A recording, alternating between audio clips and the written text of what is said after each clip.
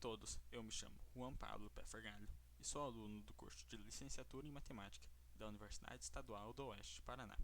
O meu trabalho se chama Existência e Análise de Solução para um Sistema de Equações envolvendo o modelo SIR, e o meu orientador foi o professor André Vicente.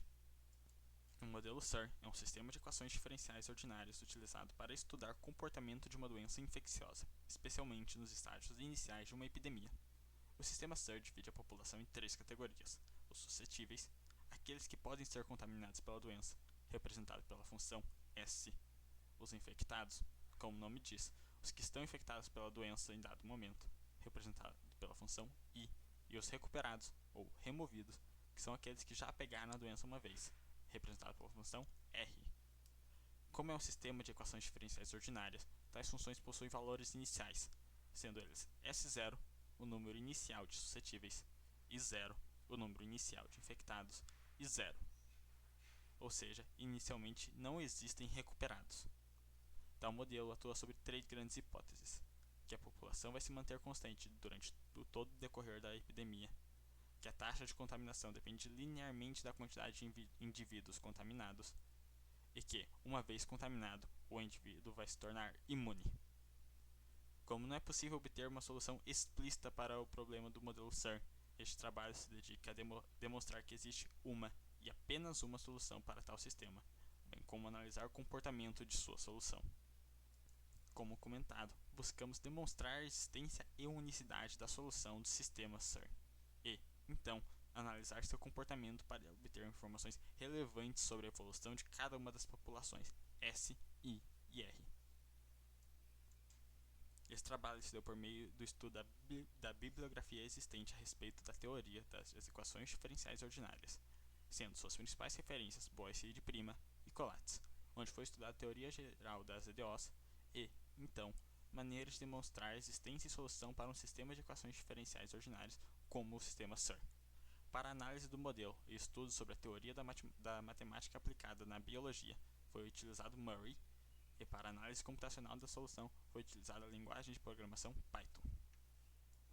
Como matemáticos, não queremos demonstrar a solução apenas do sistema SIR, mas de qualquer sistema que teria a cara dele. Assim, enunciamos o teorema 1. Dado o seguinte sistema de EDOs com valores iniciais, onde f, g e h são funções contínuas em um subconjunto do R4 para os reais, tais que a derivada de f com relação a y, de g com relação a z e de h com relação a w também são contínuas nesse subconjunto.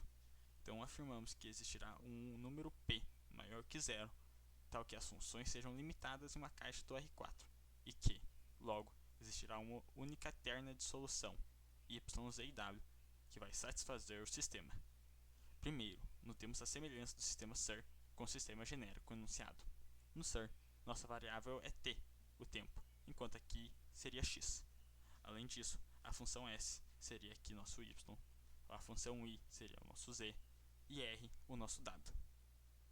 A prova de tal teorema é demasiadamente extensa e por isso não foi colocada por completo nesta apresentação.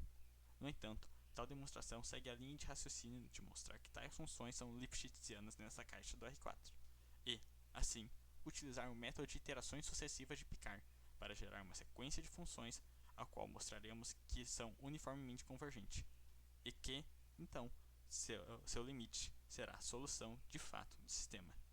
Com respeito à unicidade, assumimos que existem duas soluções distintas para o sistema e logo mostraremos que elas são iguais.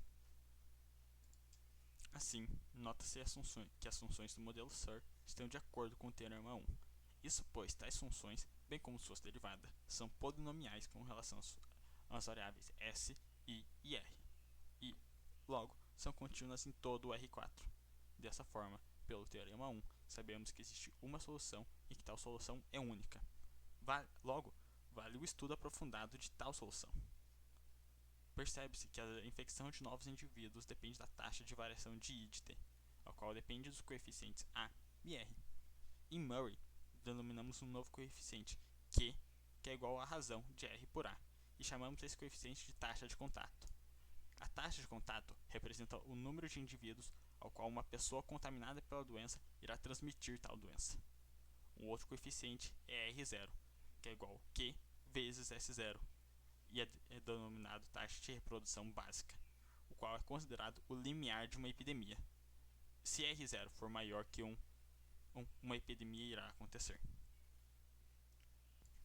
Feito isso, é natural surgir duas perguntas sobre o comportamento da doença. Qual será o número máximo de infectados em dado momento? E também, quantas pessoas terão sido infectadas no total até o final da epidemia? Com relação à primeira pergunta, conseguimos manipular a função i para buscar o número Imax, o número máximo de infectados em um único momento, que será dado pela expressão 4. Percebemos que tal expressão tem uma cara muito bonita, mas n seria a população total e, para nos auxiliar, podemos definir uma outra função com respeito a R0, dada por essa segunda parte da expressão. f de R0 é igual a S0 sobre R0 vezes 1 mais o logaritmo natural de R0. Assim, temos que tal função é decrescente, ou seja, diminui à medida que R0 aumenta. Logo, como Imax é a população total menos essa função, caso R0 seja demasiadamente grande, a função será suficientemente pequena, de modo que a quantidade máxima de indivíduos infectados em um único momento será quase a população total. Isso nos lembra da pandemia, e esse número máximo seria o pico da famosa curva que passava nos jornais. Ademais, buscamos o número total de infectados ao longo de toda a epidemia. Temos então que I total será o valor inicial de infectados mais o número de suscetíveis, menos tal S de infinito, que será o número de indivíduos que não pegaram nunca a doença. Ou seja, é apenas uma maneira de formalizar a ideia que o número de indivíduos infectados é o número inicial mais aqueles que pegaram a doença no decorrer de toda a epidemia. No entanto, agora temos um objetivo. Podemos buscar uma expressão para esse S de infinito, a qual é dada pela equação 5. A equação 5 não possui solução em forma de funções elementares, mas uma análise de comportamento dela nos mostra que, quanto maior o coeficiente Q, menor será S de infinito. Logo, o número total de infectados tende à população inteira, N. Dessa forma, com a análise das perguntas anteriores, percebemos a importância dos coeficientes R0 e Q, os quais eles mesmos dependem dos coeficientes A e R iniciais, que governam a taxa de variação de I. Para explorar melhor essas propriedades, descrevemos o sistema ser computacionalmente com a linguagem Python e o pacote NumPy para análise numérica. Isso pois, como o sistema ser não possui solução analítica, recorremos a métodos computacionais para encontrar suas soluções em diversos pontos. Então, utilizamos o pacote Matplotlib para montar o gráfico a seguir. Nesse caso, escolhemos valores arbitrários para R como 2 e A como 0.5, S0 como 0.99, ou seja, que 99% da população inicial está suscetível, e que I0 é igual a 0.01, ou seja, apenas 1% da população inicial está infectada. Esses valores nos resultam em Q, que é igual a 4, e R0, que é igual a 3.96. O gráfico representa o número de indivíduos em cada uma das populações de acordo com o tempo. Com ele, vemos os pontos Imax, que seria o pico da curva, e a importância de achatar a curva, diminuindo o I total. Tudo isso decorrendo de modificações dos parâmetros I e dos parâmetros R e A. Logo, percebemos a importância do estudo da teoria dos sistemas de equações diferenciais, especialmente do modelo SIR, que, por mais que seja de baixa complexidade, é amplamente utilizado na modelagem de situações reais. Note-se também, através do modelo SIR, a importância que diferentes ações, como o uso de máscaras e vacinação, podem causar em seus coeficientes e o grande impacto que essas mudanças acarretam nas previsões decorrentes do sistema. Também ressaltamos a importância do conhecimento de métodos computacionais e linguagem de programação para a atuação em matemática aplicada atualmente, que nos permite a fácil visualização e solução de tais sistemas. Agradeço a todos por estarem aqui e especialmente a UniOeste por conceder o espaço para as atividades deste projeto.